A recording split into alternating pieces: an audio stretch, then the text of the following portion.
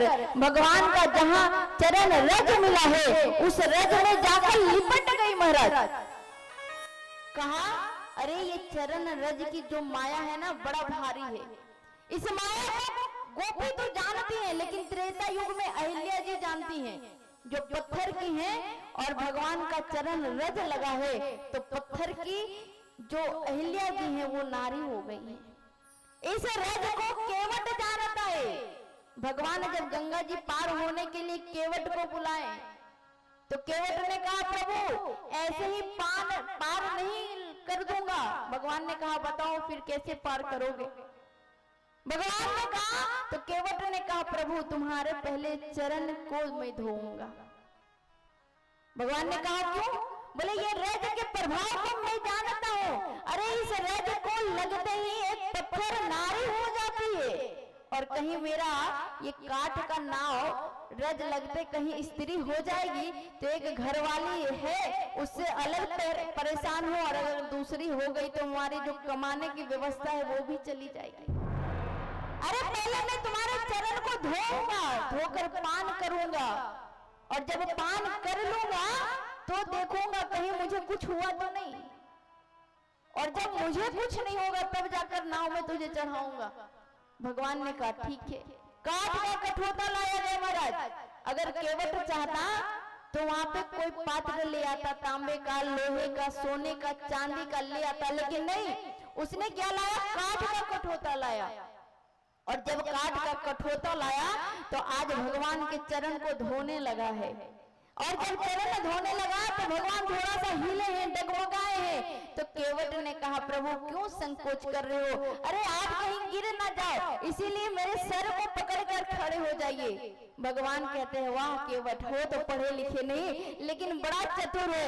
अरे इसी बहाने केवट अपने सर पे परमात्मा का हाथ रखवाना चाहता है, और जिसके सर पे परमात्मा का हाथ हो क्या उसे भजन करने की आवश्यकता है? वो तो यही भवसागर से बेड़ा पार हो जाएगा महाराज। भगवान ने जबरदस्ती में हाथ रखा, चरण को धोया, केवट रगड़ रगड़ कर धो रहा है, पता नहीं दोबारा मौका मिलेगा कि नहीं मिलेगा। भगवान ने कहा वाह केवट तू तो बड़ा भाग्यशाली है, मेरे चरणों को धो रहा है। और काठ का कठोता क्यों? क्योंकि आप देखेंगे जब कोई काठ होता है उसमें पानी आप डालिए तो उसी में सोख लेता है, इधर उधर नहीं जाता है। तो भगवान के चरण रज को जब केवट धो रहा है तो चरणामृत इतना कीमती है कि कहीं एक बूंद भी इधर उधर ना छलक जाए, इसीलिए काठ के कठोता में धो रहा है कि सारा पानी उसी में सोख जाए। और वो काठ का कठोता फिर रखेगा के, और जितना भी पीढ़ी उसका आने वाला है सारा पीढ़ियां उसी काठ के कठोता में आटा गूंथ गूंथ के रोटी बनाएगा और भवसागर से बेड़ा पार होते चला जाएगा महाराज। भगवान ने पर चरण धुआया है। और जब गंगा जी पार करने लगे भगवान, तो गंगा जी जैसे पार हुए हैं तो भगवान ने मेहताना निकाल के दिया, मुद्रिका निकाल कर दिया है। तो केवट ने कहा प्रभु ये मुझे क्या दे रहे हो? अरे मेरे और तेरे में क्या अंतर है? मैं भी केवट तू भी केवट। लक्ष्मण जी को बड़ा गुस्सा आया, अरे मेरे भैया जो है सूर्यवंशी है, वो तो राजकुमार है अयोध्या के, और ये केवट कह रहा है कि मैं भी केवट तू भी केवट, दोनों केवट कैसे हो सकता है? लक्ष्मण जी गुस्साए, तीर निकाला है, धनुष पे लगाया है। राम जी ने शांत किया, भाई शांत हो जाओ। कहा क्यों? केवट ने कहा कोई बात नहीं लक्ष्मण जी, आप मुझे मार सकते हो। अरे इससे अच्छा भाग्य क्या हो सकता है कि सामने परमात्मा है और मेरा प्राण चला जाए। लेकिन याद रखना ये जो दुनिया वाले बोलते हैं ना राम जी मर्यादा पुरुषोत्तम है, मर्यादा पुरुषोत्तम है, मर्यादा पुरुषोत्तम है, कोई नहीं कहेगा, कहेगा एक निर्दोष केवट को मार डाला और भगवान ने कुछ नहीं किया। लक्ष्मण जी धीरे से तीर धनुष अंदर रख लिए और कहा सुनो मैं भी केवट और ये भी केवट कैसे है? अरे ये मैं जो हूँ ना वो छोटे गंगा जी का केवट हूँ और ये बड़े गंगा जी भवसागर के केवट है, इसलिए प्रभु कुछ देना चाहते हैं तो इतना ही देना, मैं यहाँ पार लगा दिया हूँ तो वहाँ पार लगा देना। जीवन में परमात्मा से प्रेम करो तो ऐसा करो कि महाराज भगवान ने तुमसे पूछे बता तूने भजन किया, तो आप इतना भजन करके रखो कि भगवान भी गिनते गिनते थक जाए। गोपियां आज जैसे रोने लगी तो भगवान देखे हैं कि आज रोते रुरुद्ध सोवरम, स्वर के साथ रो रही है गोपियां। राधा जी भी मिली है, क्योंकि राधा जी को भी भगवान छोड़कर चले गए, तो सब गला लग के रो रही हैं। और जब रोने लगी तो महाराज रोते रोते जब स्वर में आ गया है रोना, तो भगवान को भी दया आ गया है, क्योंकि करुणा निधान, आखिर कब तक वो बिना करुणा का रह सकता है। और भगवान तभी वहां पे प्राकट हो गए, और जैसे ही प्राकट हुए तो महारास का आज प्रारंभ हुआ है। तो इधर पार्वती जी जब चल कर आने लगी तो शंकर भगवान ने कहा, पार्वती जी कहाँ चले? बोले मैं तो महारास में जा रही हूँ। शंकर भगवान ने कहा मुझे भी जाना है। पार्वती जी ने कहा प्रभु सुनो, वहाँ पे कोई स्त्रियों का ही केवल प्रवेश है, पुरुषों का प्रवेश नहीं है, वहाँ केवल स्त्रियां जा सकती हैं। शंकर भगवान ने पार्वती जी से कहा कि देखो देवी जी मुझे तो जाना ही है, तो एक काम करो, मेरा जो श्रृंगार है ना वो बड़ा सुंदर गोपी वाला कर दो। एक दीना भोले भंडारी बन के ब्रज की नारी वृंदावन आ गए हैं शंकर भगवान की। तो एक दिन वो भोले भंडारी बन कर के ब्रज नारी वृंदावन आ गए, वृंदावन आ गए। पार्वती जी बना पार्वती जी बना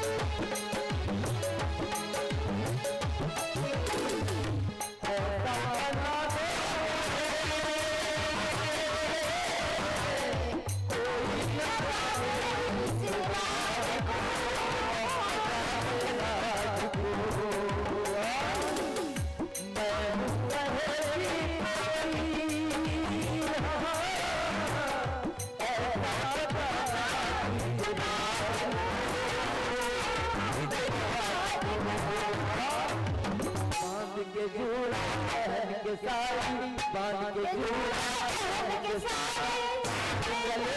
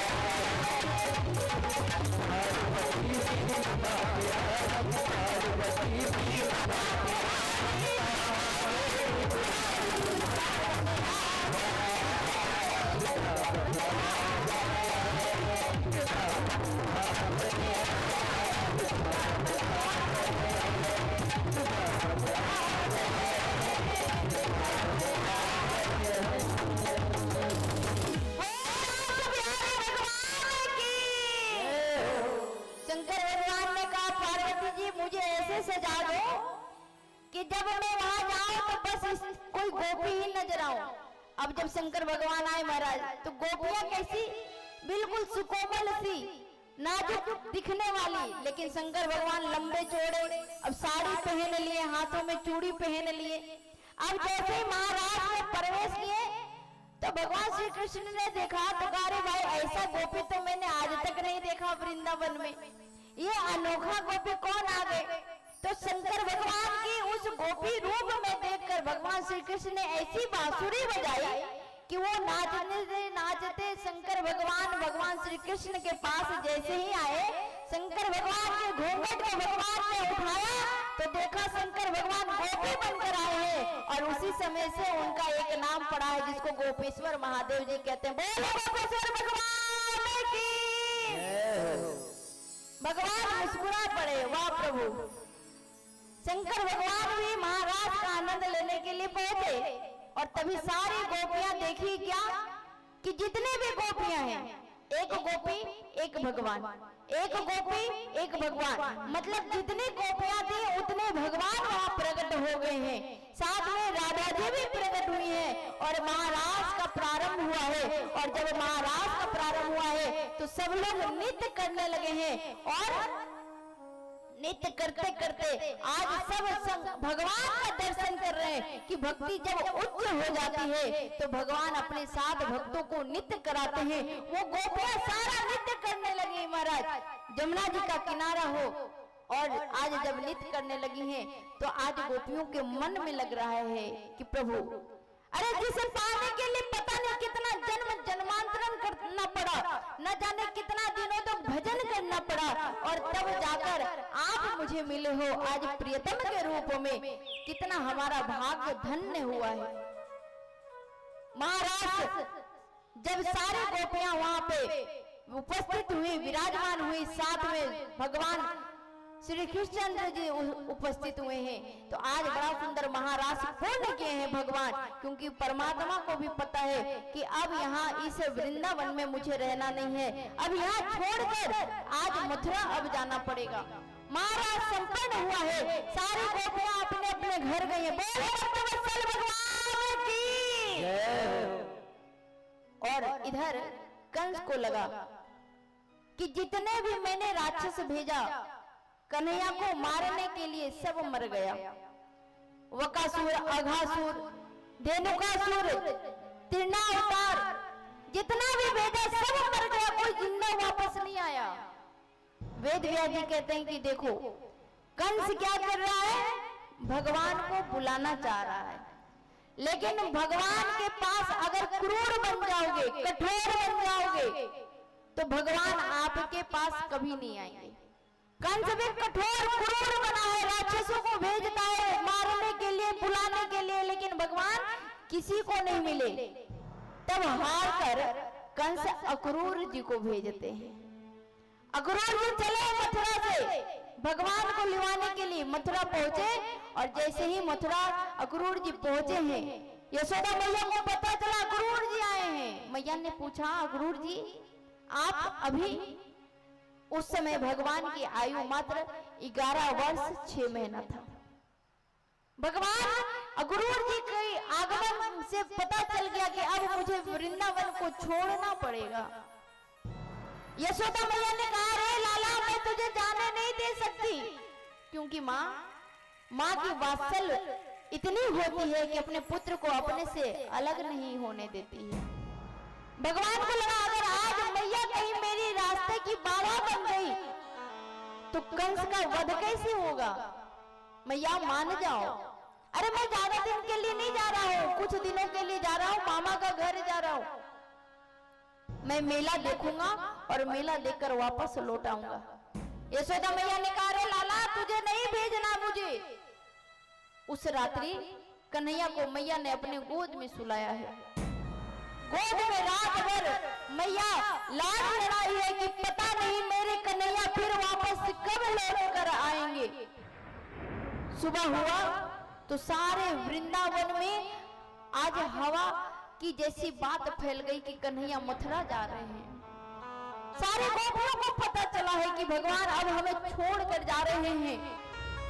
सारी गोपियां दौड़ी हैं, जैसे किसी मछली को पानी से बाहर कर दिया जाता है और मछली छटपटाने लगती है, आज वैसे ही गोपियां छटपटा रही है। महाराज भगवान मैया को समझाते हैं, मैया मुझे जाने दो, कुछ दिनों की बात है, मैं लौट कर आ जाऊंगा। अक्रूर जी नंद बाबा को लिए हैं, बलदाऊ भैया को लिए हैं, और कन्हैया रथ में सवार हुए हैं। चलने का बारी आया तो सारी गोपियां आज दौड़ी हैं, ऐसा मानो प्रतीत हो रहा है जैसे कोई रथ को ही पकड़कर उठा लेगी। वेद व्यास जी कहते हैं कि राजन, सारी गोपियां नई नवेली बहू हैं, लेकिन भगवान को रोकने के लिए आज अपने जो आंचल है उसको धरती पे फैलाती है और कहा, प्रभु अगर थोड़ा सा भी प्रेम है तो रुक जाओ, और अगर तुझे जाना है तो हमारे आंचल से के ऊपर रथ का पहिया लगाकर चले जाओ। भगवान ने कहा, गोपी अरे तुम ये सब क्या कर रही हो, तुम्हारा प्रेम मैं स्वयं नहीं छोड़कर जाना चाह रहा हूं। सारी गोपियां रोने लगी। महाराज भगवान ने हाथ जोड़ा है और कहा, गोपी ये जो आंचल तूने नीचे रखा है, अरे इस आंचल में दुनिया तो छोड़ो, मेरा भी इतना हिम्मत नहीं है कि इस आंचल के ऊपर से होकर मैं चला जाऊं, इसीलिए निवेदन है कि इस आंचल को उठा लो, मैं आऊंगा, वापस आऊंगा। सारे गोपियों को लगता है कि भगवान बोल तो रहे हैं लेकिन इसमें सच्चाई नहीं है कि कब लौट कर आएंगे। भगवान जब मथुरा के लिए गमन करने लगे तो जितने भी ब्रजवासी जा रहे हैं मथुरा की ओर, मैया यशोदा कहती है, संदेशो देवकी से कहियो, प्रातः ही उठते तुम्हारे पुत। जितने ब्रजवासी जा रहे हैं सबको रोक रही है यशोदा मैया और कह रही है कि हे ब्रजवासी सुनो, यहाँ से जाना मैं तो जा नहीं सकती है, तो वहां देवकी मिलेगी।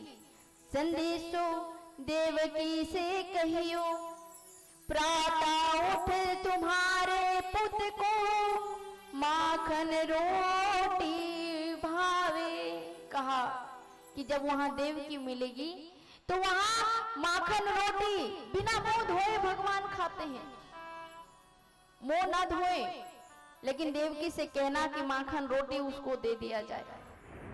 अरे देवकी से कहना कि जब तेल मलने लगे और भगवान जब वहां पे नखरा करने लगे तो पहले काली गैया का दूध दे देना कन्हैया को, फिर जाकर तेल लगाने बोलना देवकी जी को।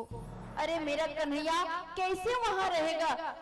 कन्हैया की श्रृंगार होने लगे और कन्हैया श्रृंगार ना करे तो पहले खाने के लिए हाथ में मिश्री दे देना। सारे ब्रजवासी आज लग रहा था जो साथ जा रहे थे वो परमात्मा के साथ थे, लेकिन जो वृंदावन में ही रुक गए। आज जीवन ऐसा हो गया जैसे बिना पानी का मछली हो गया। संत जी कहते हैं कि राधा रानी सूख कर काटा हो गई है, सूख कर काटा हुआ तने भाग